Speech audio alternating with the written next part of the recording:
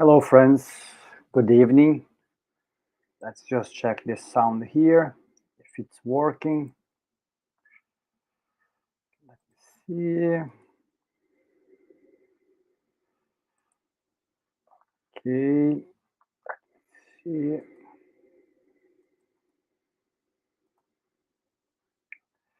I yeah, it's working. That's good. Okay. Connect here. Okay, guys. Good evening, everyone. Nice to have you guys here. Let's just wait a little bit here. Then more people they can come.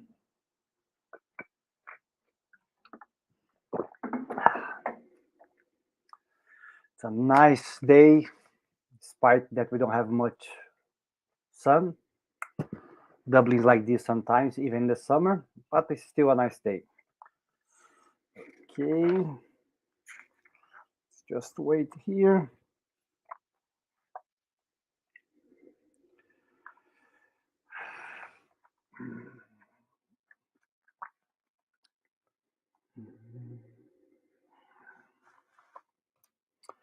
Okay, guys, so we're gonna do our initial prayer, but before we go ahead, tonight, we are studying the Gospel according to Spiritism, chapter 24. Do not hide the light under a bushel. Okay, again, that's another parable of Jesus. So we're going to be studying here tonight to try to understand what does that mean according to the spirits. Okay. Okay, so let's close our eyes. Let's take a deep breath.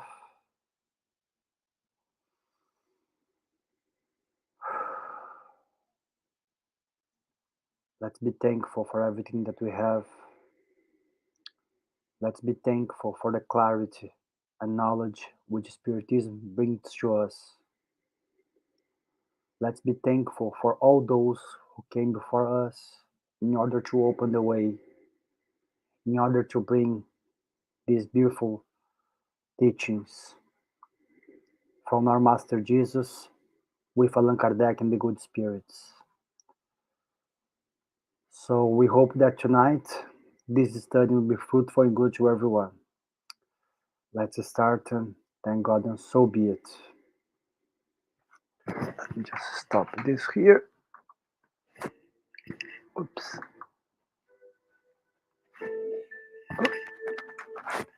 Okay, guys. So again, good evening, everyone. So we're going to start today here on chapter 24. This chapter here, I'd say the main aspect is to bring some explanations about why certain times in the Bible, as we were talking before, Jesus spoke in parables, and why in other times he spoke freely and clearly to everyone. Like he says here, that we shouldn't add the light under a bushel. Okay? Um, so, what he's trying to say to us here, once we have certain knowledge, or once we know something which is good for ourselves and everyone, do we have to hide this light or this knowledge? Is it correct to hide this knowledge from the others? Why don't we speak clearly about this knowledge with everyone?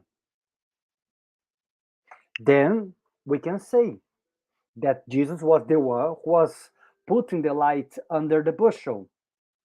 But was he really hiding things from the others? Why didn't he speak clearly to everyone? And here we have a passage which is from Luke, which is in the Gospel according to Spiritism, that Jesus says, no one after having lighted a candle covers it up with a vessel. You should not put that under the bed, but we should set this candlestick high so that everyone who comes into the room can see this light in the candlestick, not under the bed. Then he says something here which is quite beautiful. For there is nothing secret that shall not be disclosed, neither anything hid that shall not be made known to everyone and shall be open. So Jesus is saying here to us that there is nothing, nothing. When I mean nothing, I mean nothing. There is no knowledge that we can hide forever. Then you guys can ask me, but Vanderlei, I don't know, until what? 300 years ago with Newton, we had no idea about gravity. Until, I don't know, 30 years ago, we had no idea that we could have had internet. Or let's say for some things, some penicillin or any kind of medicine which was created for humanity in order to help our health and to make less our suffering, didn't exist for a long, long time. But what I'm trying to say is like this: that everything comes with the in the right time in society, in the universe. Even if God does not hide things from us, we still don't know many things. We start to understand the life after death clearly and properly, very, let's say, in a very open minded way with the works of Allan Kardec. But all religions, all previous philosophies, they spoke about this, the life after death, but they spoke in their own way, with their own culture. But Kardec and the good spirits, they brought it a bit more clear to us.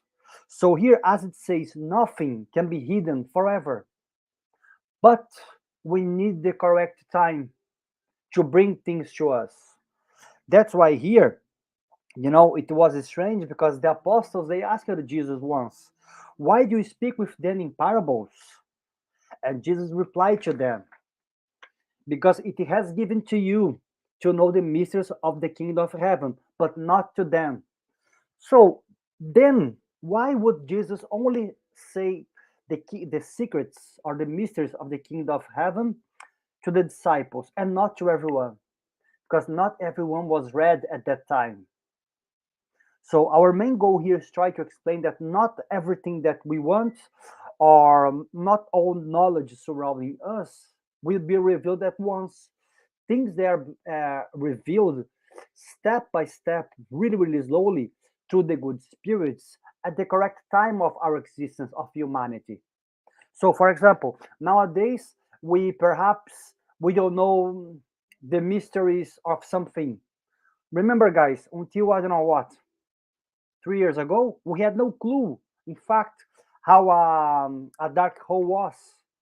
Recently, we got a lady in NASA who was able to get a picture from the dark hole. So things are coming, even things far away from us in the universe. These things they would be revealed to us, but not yet. We need time. Our humanity must evolve in order to be able to understand these knowledges and these secrets or this kind of hidden truths that we have, all the mysteries that we have in nature. For us, 300 years ago, a thunder would be something from the gods. Nowadays, we know that a thunder, a storm, is not something which God goes there and say, "Let's thunder now." Bam! No, we know that's a natural effect in nature. The same happens once we have an earthquake. It's not because God was annoyed with us. An earthquake is something natural, which happens, inside of Earth. But now we have this knowledge. But people 2,000 years ago, at the time of Jesus, they thought everything was unnatural. That everything um, was from the gods, because for many traditions they have more than one god. So that's why we have to understand that things take time. Nice, Lou. Hi, Lou. Hi, Robbie. Hi, guys. How are you doing? So that's what this main uh, that's what this chapter is about. And here we have in this same passage in the Bible when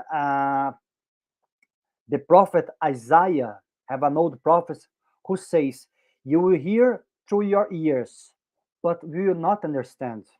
You will see with your eyes, but will not perceive. For the hearts of those have become hardened. Their ears are hard of hearing, but their eyes are closed, and their eyes, in case at any time they might see with their eyes, and hear with their ears, and come to understand with their hearts, because they are not converted yet. So again, here the prophet Isaiah, he tries to explain to us that many of us will hear the truth, but our heart is not ready yet. Our intellect is not ready yet. So we will not assimilate. We will see certain things, but we will not care. It's like sometimes we say here, if Jesus came here today and said, I'm Jesus, and even if we know that was he, we wouldn't care. Many of us, we wouldn't care. That's why everything takes a certain time to develop. And here, the spirits, they explain to us uh, that God treats us like children. Imagine like this: you are a father, you have 10 children, okay? And you have to give a very important task to one of them. For which children would you give this task? For whom would you give that? Of course, you as a father, you're gonna give to the one that you believe is more prepared to receive that task. The same happens. The same happened 2,000 years ago. That's why, according to the spirits, Jesus came in among the Jews, because the Jews, they believed that there was only one God. Many countries surrounding the Middle East, Israel, Palestine, Capernaum, many countries such as Greece, such as many places as in the Mediterranean or Syria, they believe they have many, many gods. In Egypt, for example, you know what I mean? So, but according to the spirits, Jesus came among the Jews because the Jews, they have this knowledge of the one God only. So the Jews, at least, they understood this true, which is there is only one God. There is not many gods. That's why Jesus came to the Jews, according to the spirits, because they were more prepared to receive certain knowledge, and because also they used to follow the Torah, the law of Moses, the Old Testament. Even if we believe that the Old Testament was not is not, I wouldn't say that's not valid anymore, that's too harsh, but it served well for that time of Moses, but does not really fit our days nowadays, and Jesus knew that also. That's why Jesus starts to talk about love, he starts to talk about forgiveness, he starts to talk about charity, he starts to say, love your enemies as you love yourself, give the other cheek.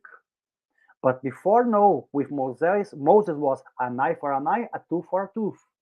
So when God sent Jesus to earth wasn't red, but was a little bit more prepared than before. And that's why, according to, as we said here, that's why he came among the Jews. And here we have to understand, as the Spirit says here, all teaching should be proportional according to the intelligence of those who are taught, because there are certain people for whom a too brilliant light would blind them without enlightening them in any way. So let's read that again. That's quite complex. All teachings should be proportional according to the intelligence of those who to be taught, because there are certain people for whom a too brilliant light would blind without enlightening them in any way. So the spirits are saying to us that many teachings, hidden about the universe, about spirits, about technology that we're gonna have soon revealed to us through missionaries who will come to Earth in order to make Earth to progress. If they give this kind of knowledge nowadays, this light will be too strong for them. This knowledge is too powerful to us. So that's just gonna shock us, but that's not gonna teach us anything. Let me give an example. Imagine if you go back 2,000 years ago and you meet the apostles and you say, guys, let's talk about quantum physics. Let's talk about internet. let's talk about gravity, let's talk about, I don't know,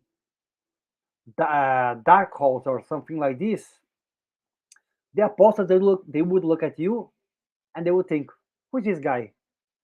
Is he crazy? Is he on drugs or what? What's going on with this guy? They would have no clue about these kind of things. So why? That's why spirituality only brings these certain knowledges to humanity once humanity is perhaps a little bit read. Let's say humanity is read. Okay, it's not because the knowledge was brought today that we all going to believe today. So take some time. So let's say that this kind of knowledge only comes once humanity is read. That's why Spiritism only came in the 1850s in France. Why? Because that time humanity had already enlightened themselves a little bit. They passed through dark ages. You know, they suffered a lot with the what's it called, the Crusades. Then, when Europe was there with no resource, they tried to go to the New World. So they start to exchange ideas. I'm not saying what they did was good because we all know what they did in the Americas. But anyway, they were trying to explore and to seek to know new things. Because we have to understand that perhaps the best way is not always followed. So sometimes our knowledge comes to us, but because we are filtered and a very dirt filter, by the way, sometimes we don't grasp properly the ideas of the spirits. Then we make mistakes once we are trying to share these ideas and this knowledge. Okay, let me see here. Like Rob says here, I believe that all happens as it should. I agree, Robbie. I agree. One thing that you have to understand that the time of God is completely different than our time. Guys, who are we? We were in the savannas. We were climbing trees 30,000 years ago. Earth has 4.5 billion years. We are nothing. There is an astronomer called Carl Sagan in his TV program called Cosmos.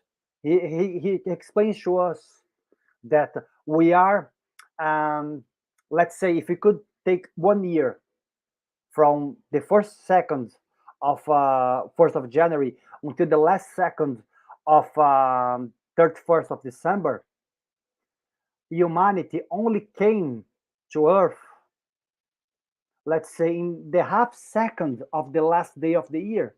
So before this, there was no humanity. So all the knowledge that we are gathered nowadays, we have been gathering this for the past 30,000 years. So we are still kids in the playground here. We are still learning. And that's what the spirits are trying to say to us. They are trying to explain here to us. And here, um, as they say here, the same thing can happen to mankind in general, as it can happen also with an individual. The generations have their infancy, their youth, and their maturity. Each thing must come at the right moment, like Rob said. So you see, like how the spirits they say that generations, countries, civilizations, they have their time where they are still in the infants. They have their time when they're in their youth, and there are times that they are in their maturity. So I believe, to be really honest, I think Earth, we are like in our, we are getting to our 18s, 19s perhaps. So we're still in the youth, but we are understanding things a bit more, you know. And like Andre Luis explained to us many times, that before the knowledge, let's say, we come here and we discover photography, or we discover the radio, or we discover the artificial intelligence. All this kind of knowledge and inventions which mankind believe they simply created from their minds are inspirations from the spirit which came to earth at the correct time. It didn't come before because Earth was not ready to assimilate this kind of knowledge. Now, but now we are. But for example, many things we are not ready yet to understand. For example, for us with Spiritism, we are understanding how is the death process, how a spirit will find himself in the spiritual world, depending on what he did here. We understand that there is no hell, there is no heaven and no hell. But we in Spiritism, we have this information. So if perhaps this information came to us, maybe we are a bit more mature. But then comes the trick part. Jesus said also, for those who are giving more, more shall be asked. So if we have the chance to understand, to learn Spiritism, to study Spiritism, we have to understand that, like Jesus said here in the parable, that's a light. We cannot hide this light anymore under a bushel. We have to take this light and try to spread. What I mean trying to spread, guys, please don't put a microphone, don't take the Spirit's book, and don't go to a square and start to shout about Spiritism to people. No, we are not talking about this. Okay? Please. When we say try to spread Spiritism, we have the chance to talk about Spiritism so many times. For example, a friend comes to us and say, "Hey, you talk about reincarnation sometimes. You talk about this guy, Chico Xavier, Divaldo Franco, Haroldo. Who are these people? Tell me a little bit more about them." Then you go there and you explain to them. Or then maybe they see a Hollywood movie where there is things about afterlife. Then they start to become curious. They go there and they Google, and then they search about Spiritism. Then they know someone who knows about Spiritism. So we should try to talk to people about Spiritism when people they come to us. Do not take Spiritism as a weapon, as a tool. It's not because you believe that everyone must believe. Each one of us, we have our own time. Many people, I'd say the majority of the people on earth, they're gonna die in the next 30 years, and the other ones is gonna be born and so on. The people who are nowadays between their 30s and 70s, they're gonna die, they're never gonna hear about Spiritism, and that's fine. And the spirits, they knew it. They knew that it would take some time, but eventually everyone will hear that. Not that everyone will become spiritist. That's not true. And Kardec says that in the Spirit's book that when the spirits they asked Kardec if spiritism will be the main religion in the future, the spirit said no chance. Why? Because people have different cultures and background. So we cannot expect that everyone is going to believe in the same thing. But people they will understand that life is more than this. That's the goal of Spiritism. So people in 100 years' time, they perhaps they're not going to go to a spirit center, but I believe, as André Luis and the spirits explain to us, at least they're going to start to believe more reincarnation. They're going to start to believe more that their attitudes, their actions are so important, and whatever they believe about heaven and hell, that will, let's say, if they believe in some kind of heaven and hell, they will start to understand that that doesn't really exist. That will depend upon our actions, on how we exercise our free will. So everything has time to come. And here, we have to understand that sometimes in society, we have men who maybe they gathered some kind of knowledge and they only kept for themselves. But there were some men like this, they didn't keep for themselves because the people surrounding them they weren't read, but they were selfish. They tried to hide that knowledge only for them. That's why he says here that this kind of men they are the ones who truly try to put the light under the bushel, because some people they are too selfish and so afraid of the others that once they know about something they say, okay, I'm not going to say anything to anyone, I'm going to keep for myself, I'm going to be quiet. That's what they say. But guys, I believe most of the people are, at least I am like this. Once I'm happy, once I like something and I believe something is good, I cannot be quiet. Normally, I say to people, maybe I'm not gonna go and say, hey, I believe in this and that. But whenever someone comes to me, if they ask me anything, if they, do you have a religion? I say yes. I'm a spiritist. What is spiritism? And I try to explain to them. Some people they say, okay, another crazy one. Let him pass. Some people they come to me and they ask me, can you explain a bit more about this? You know, so that's why you have to understand. That's why when Jesus said that the kingdoms, the secrets of the kingdom of heaven was not to everyone, he wasn't trying to select only the apostles because that would go against his teachings, because that would not be charitable. Because Jesus, most of the time, I mean, all the time, he preached love, he preached equality. Remember, Jesus used to go, and at the time of Jesus, women they were not seen as a citizen society, and Jesus tried to break this down. Once he protects Mary Magdalene, once he talks with Lazarus' sisters, once he goes and talks to the Samaritan woman, you know. So Jesus was trying to break this kind of, sorry, old traditions. So what I'm trying to say here, that if Jesus was only selecting a few people to share his knowledge, he wouldn't be Jesus, you know. But Jesus knew who were the apostles. Emmanuel says to us that once he met Jesus in the book 2000 years ago, he felt his soul shaking. He was sweating. And he said, who is this man? You know, many people, according to Humberto de Campos, like Zaqueu, who we believe is Dr. Bezerra de Menezes, it's one of his reincarnations. Once he met Jesus, he was in shock. So a lot of people, once they met Jesus, they felt something.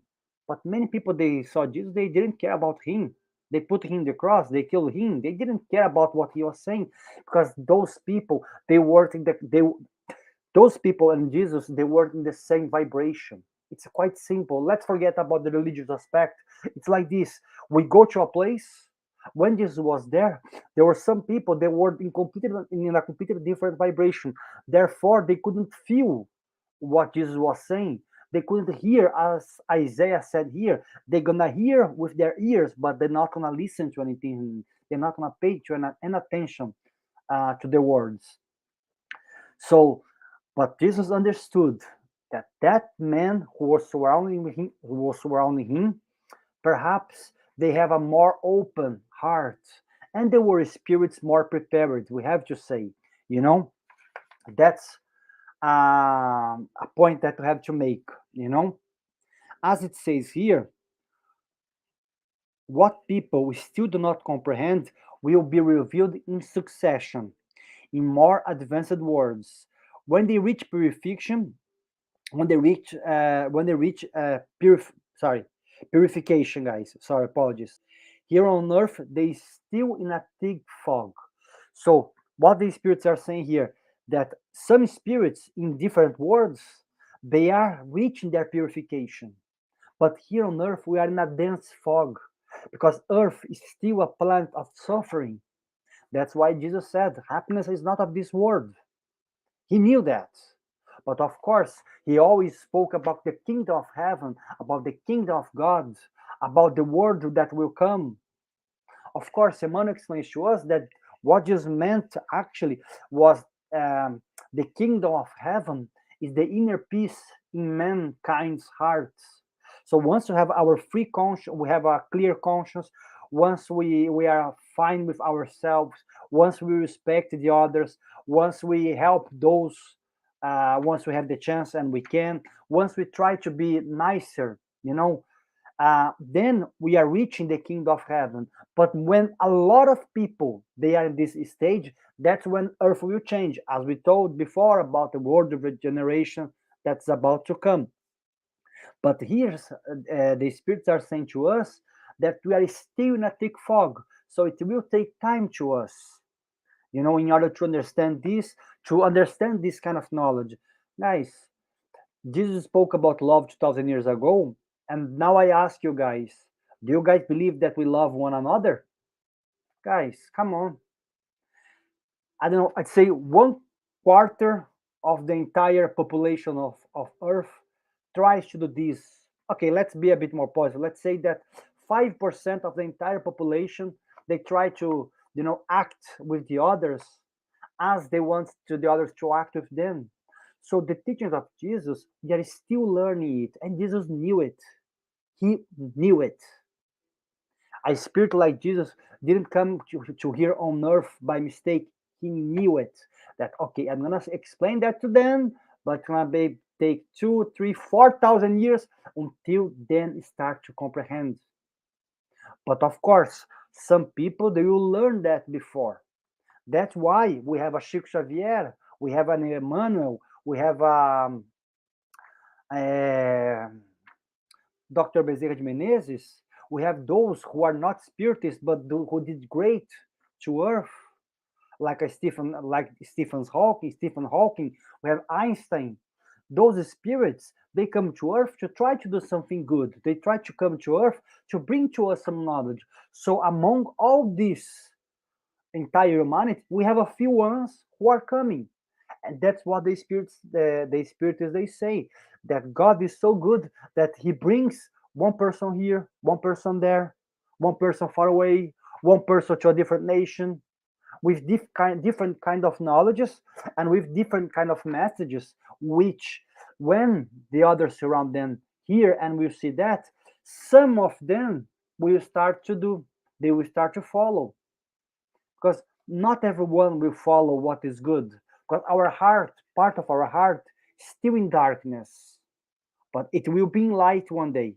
But it will take time, because not all of us we are prepared at the same time. We are not prepared at once. It takes, it takes this, how do you call, this germination. We plant a seed there, then, like we have in the parable of the soil, that the sower went to the field and threw his seeds in some kind of soil, but that seed didn't even went to earth, to the ground, and he kept going. Then he threw the seed somewhere, but in that place the seed grew a little bit but died soon.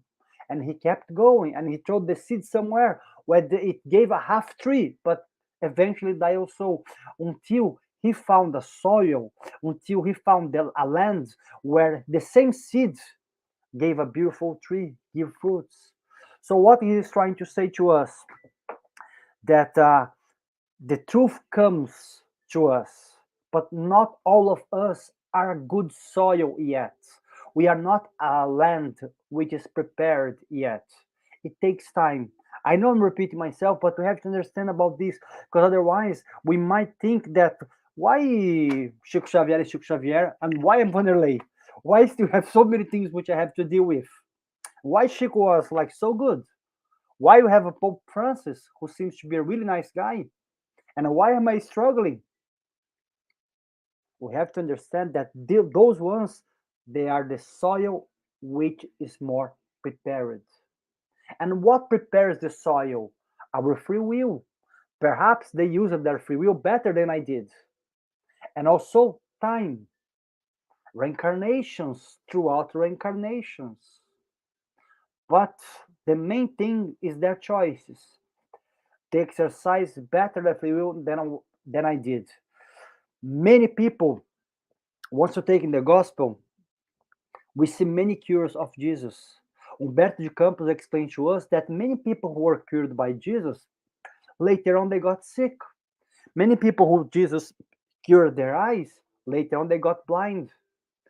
Many people who couldn't walk and just helped them to walk again, soon they were on the floor again.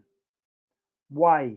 Humberto de Campos explains to us that those ones, they want the cure, but they didn't want the hard work of keeping their vibration, their thoughts, and their actions in a good way.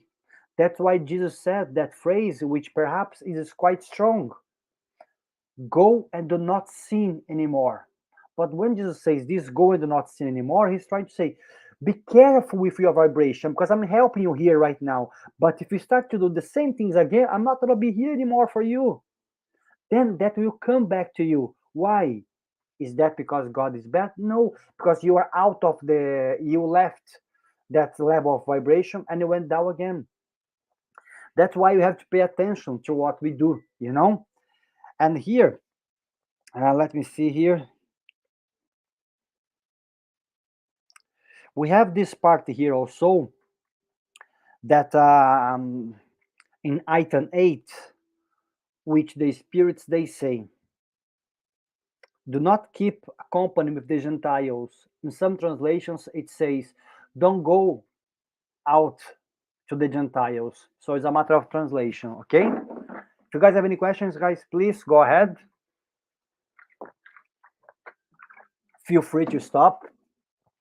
But just to clarify, guys, Gentiles at the time of Jesus were all of those who were not Jews, who didn't believe in the Abraham traditions. So if you are a pagan, what was a pagan? A pagan was everyone who believed that there were many gods. Okay, so if you believe like in Zeus, if you believe in Athens, if you believe in Hades, you're a pagan. And pagan also was, let's say, if you are Assyrian or if you are an Egyptian, even if you don't believe in the Greek gods, but you believe in many gods, we could say that you are a pagan also. So Gentile here are pagans, are everyone who didn't believe in only one God, who didn't believe in the Jewish traditions. But then I ask you guys, why would Jesus say, do not go to the Gentiles? He says here in Matthew 10, to these 12 that Jesus sent out and gave them the order, saying, do not go amongst the Gentiles or in any city of the Samaritans, but rather go to the lost sheep of the house of Israel. And wherever you go, preach, saying, the kingdom of heaven is near. So Jesus is saying here, it's his words according to the good spirits. He said that. And in many gospels we have this. The other day I heard a guy, how you call his name? I forgot. He's a philosopher, and he was talking about this part. Was very curious to me because he said that Jesus was someone who only wants the cure for the Jewish people. That's why he said this. And when I was hearing that, I was saying maybe the guy didn't read the other parts of the gospel, because in many other parts of the gospel, Jesus say, "None of the sheep that the Father gave to me will be lost." He said, love your enemies as you love yourself." So enemies, he was talking about the Romans. To be very honest, I'd say when Jesus is saying this, he's saying to the Jewish people, "Your enemies are the Romans." But I mean, all the enemies. But he was directing that to the Romans. The Romans, they were pagans. So how come he would say, "Love your enemies as you love yourself"? Once he goes to the Samaritan woman, he says to the Samaritan woman in the well that if he drank the water that he would give, she'll be no more thirst no more. So she was trying to help her and clarify her. But here he says, do not go to any Samaritan city. So let's try to understand here again why Jesus was saying this. I said already, guys, because according to the spirits, Jesus understood that the Jewish people, they were readier to receive that kind of teachings. That's why he was saying this. And that's why I believe it's so the spirits, they do not do anything on by chance. Everything the spiritual world has a plan. We cannot imagine here as a spiritist, we believe that Jesus is the most perfect spirit who ever lived on earth. He is the model and guide to humankind. Okay? That's what we believe here, okay? So would you believe, guys, that a spirit like him, that Emmanuel says in the book On the Way of the Light, that when earth was start to being created, Jesus was there helping God to create earth.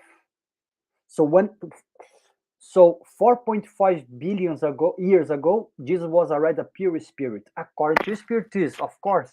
If someone here is watching us is not a spiritist, perhaps you may think different. But again, we are using spiritist knowledge to say this. So do you believe that a spirit like him or the group of the good spirits, they would do anything by mistake, guys? Do you really believe? So how come then Jesus would say to the apostles, don't go to them? And later on, what did he do? He said to Paul of Tarsus, to the chosen vessel, go and spread the gospel to the Gentiles. But why could not the apostles spread the gospel to the Gentiles, and why Paul could? That's a very trick question, because Jesus knew everyone who was surrounding him. Each one of the 12 apostles, the main ones, the first ones who were living with him, they have their mission. But their mission, there was no relation with the Gentiles. And Jesus knew that to go to a Greek man, to go to an Egyptian person and talk about Jesus' teachings, you would need someone who knows quite well, who is a very clever person, especially to the Greeks. Paul spoke Greek because his father was Greek, his mom was Jewish. That's why Paul of Tarsus. Tarsus is in Greece. It's not in the Middle East. It's an island in Greece. That's why his name Tarsus, Paul of Tarsus, or Saul of Tarsus, because Paul was the after the road of Damascus, but before he was Saul of Tarsus or Saul of Tarsus, Saulo, Saul or Saulo of Tarsus. So why would Jesus send Saul? Because Saul, he could speak Greek, he could reach, he could understand how the Greek mind works. He could understand all the traditions. That's why Jesus waited the correct moment to go to the Gentiles. The other apostles, they didn't go. They went to the Jews. That's why Jesus said, go to the lost sheep. Talk about me, but only to the Jews. Talk about what you saw only to the Jews. And live with me.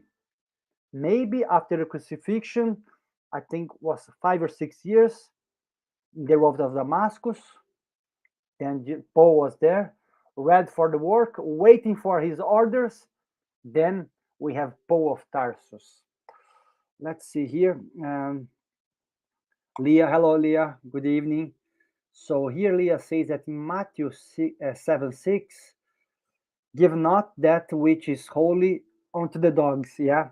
Neither cast your pearls before swine, lest they trample they under the under sorry, lest they trample then under the feet and turn again and run. That's it. Thank you very much, Leah. Another passage where Jesus clearly say, don't go there. Do not throw your words, not throw your energy for those who cannot understand yet.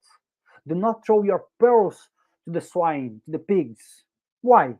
Because Jesus didn't like swine? No, because here he's using this expression to say, do not spend your energy with those who are not ready yet. Leave them there.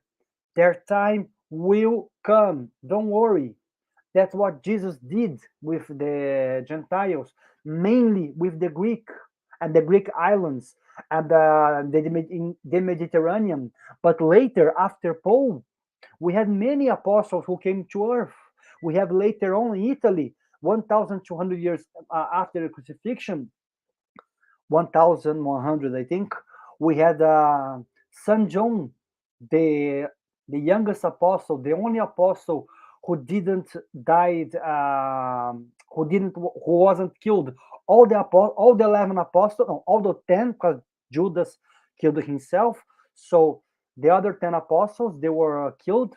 The only one which wasn't killed was John, the youngest apostle, the loved one, like Jesus said, you know, the one who Jesus gave the care, of his mother. He said to John, John, look after my mother when he was on the cross. That's why Jesus used to call him my loved apostle, the loved one. So 1,100 years later, the same John came as Saint Francis.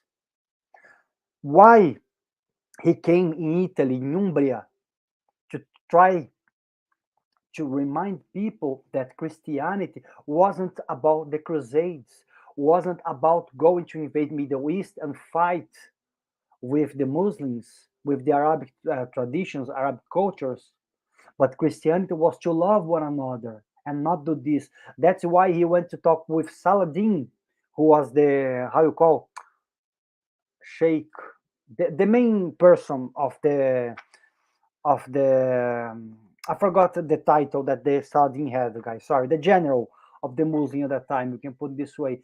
Francis went to talk to Saladin, and Saladin said to him, "My friend, I would kill any Christian coming to my land, but you are different because what you do is what Jesus said.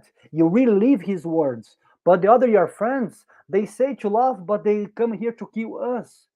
Jesus said, love your enemy, but they come here to kill us. We are not enemies, but now we're going to have to become enemies because they are trying to invade my land. I have to kill them." So St. Francis, he came. Then we have also Jan Hus in Czech Republic, the man who was burned at the stake. He was trying to, he went against um, the Catholic Church at the time of the Reformation. And he was there trying to spread his words that, yes, we have to follow what's in the Bible, and to be asking for money is not in the Bible. We should not be selling our faith. He was talking about the indulgences, like Martin Luther also fought against in Germany, like John Wycliffe also fought in England, like Melanchthon. So if I'm not Melanchthon, I'm not sure how to pronounce his name properly, in Switzerland. But Jan Hus, once he was burning at the stake, he said that you are burning the duck, because Hus, if I'm not mistaken, in Czech means duck. But one day a beautiful swan will come and will fly so high. 300 years later, we have Allan Kardec reincarnating. Allan Kardec is the reincarnation of Jan Hus.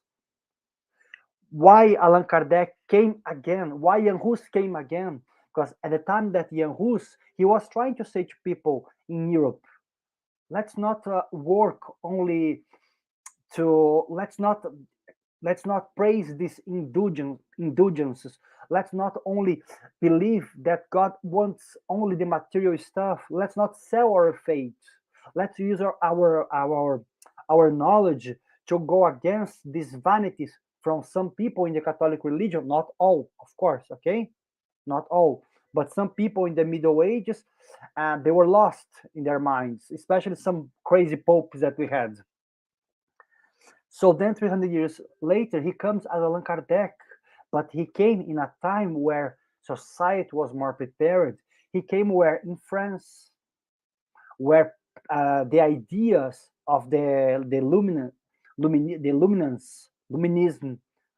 I think it's in English, that how you call, I forgot, guys, that movement, that intellectual movement in France was spreading the ideas that men could use their brain.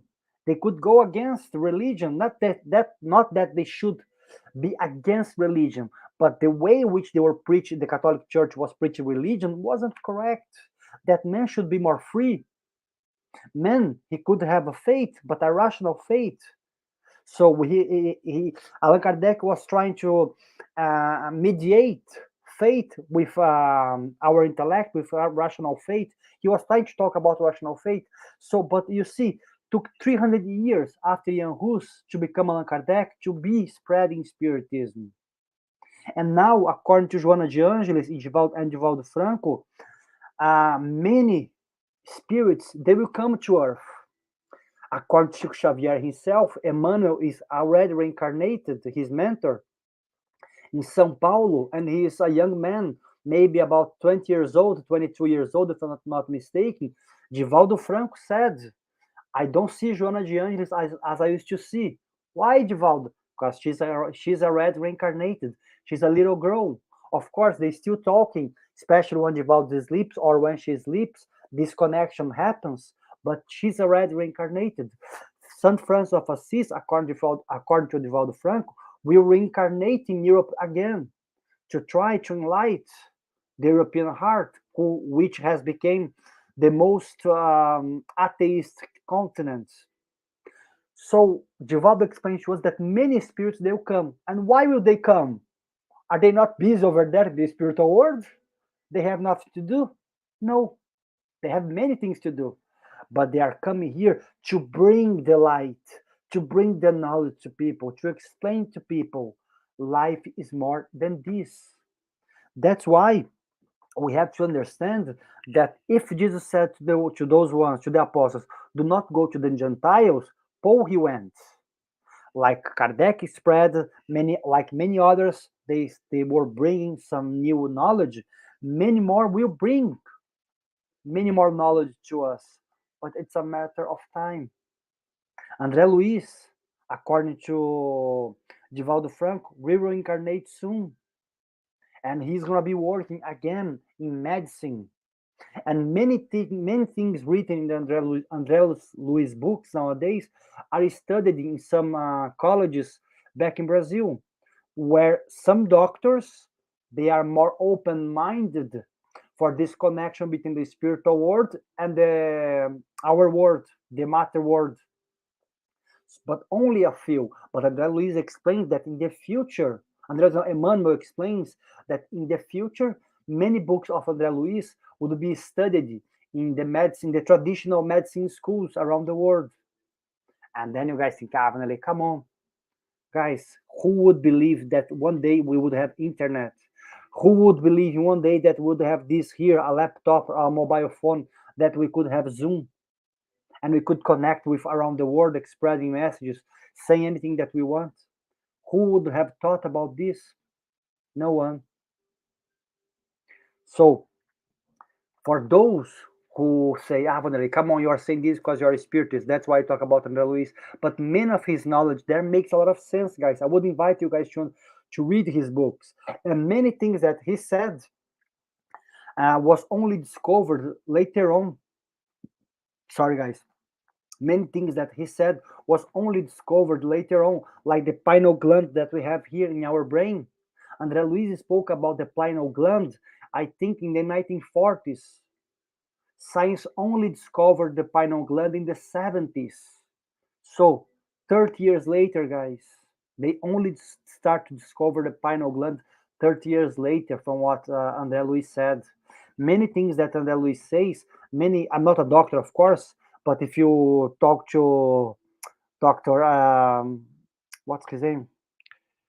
Décio Iandolini Jr., or the doctors from AMI, the Brazilian Spiritist Medical Association, they bring all these cases where André Luiz said something 50 years ago, and later, only 30, 40, 50 years later, medicine discovered or realized that he was correct, perhaps.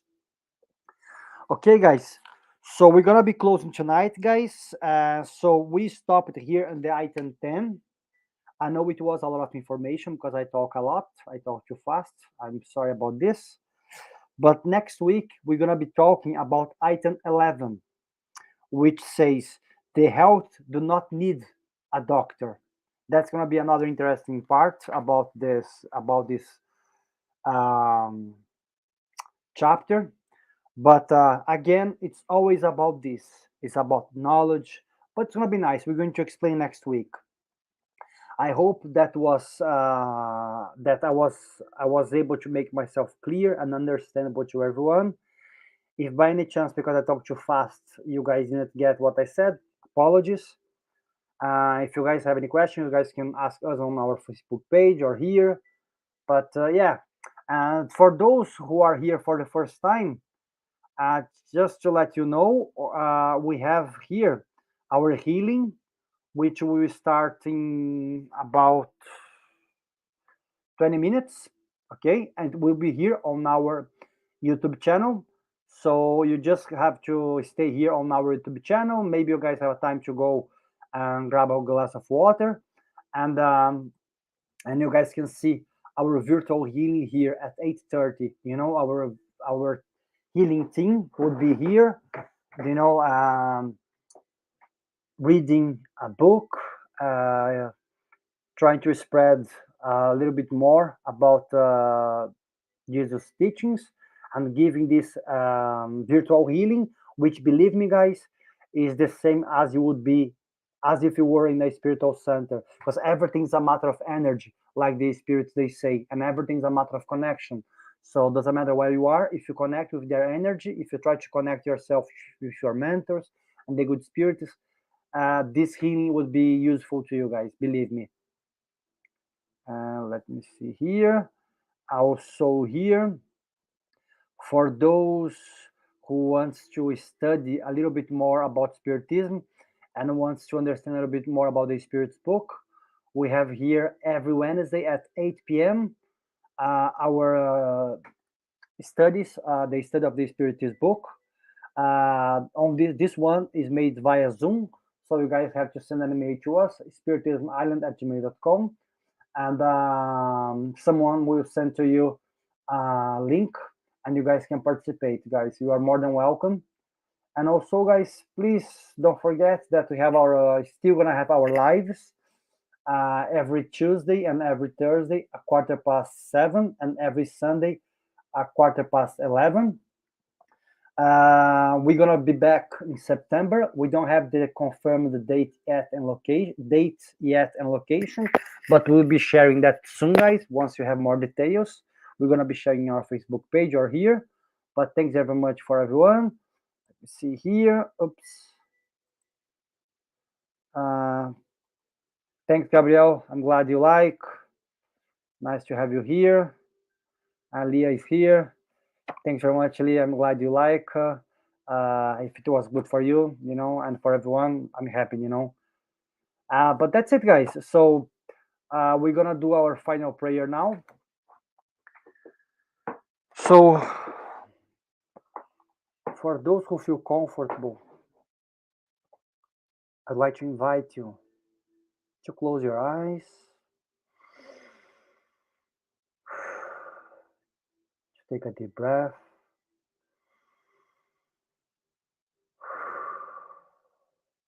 Try to calm down our minds. Try to be here and only here now. Dear God, we would like to thank for everything that we have, for another opportunity to be here talking about the teachings of Jesus, Allan Kardec, and the good spirits. Thank you very much for this opportunity and for this space. Also, we would like to ask guidance from the good spirits for those brothers and sisters who perhaps are thinking about suicidal, who perhaps are losing their lives with vices, who perhaps are wasting their time doing things that they supposed not be doing. Help them, dear God. Bring to them some sense. Bring them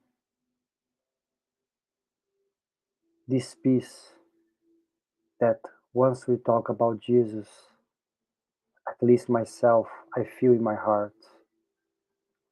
Try to share this peace, this love, which was brought to our Master with them. Then I hope that those ones who are in a difficult situation also, they find peace and console. And I hope they understand that everything will pass, but good days ahead will come also. Thank God, and so be it. Okay, guys. Thank you very much. Thanks very much, everyone. Thanks, Lou. Guys, have a lovely time. Have a lovely evening. All the best for you. And I see you guys next Tuesday or maybe Thursday also. Okay? Bye, guys.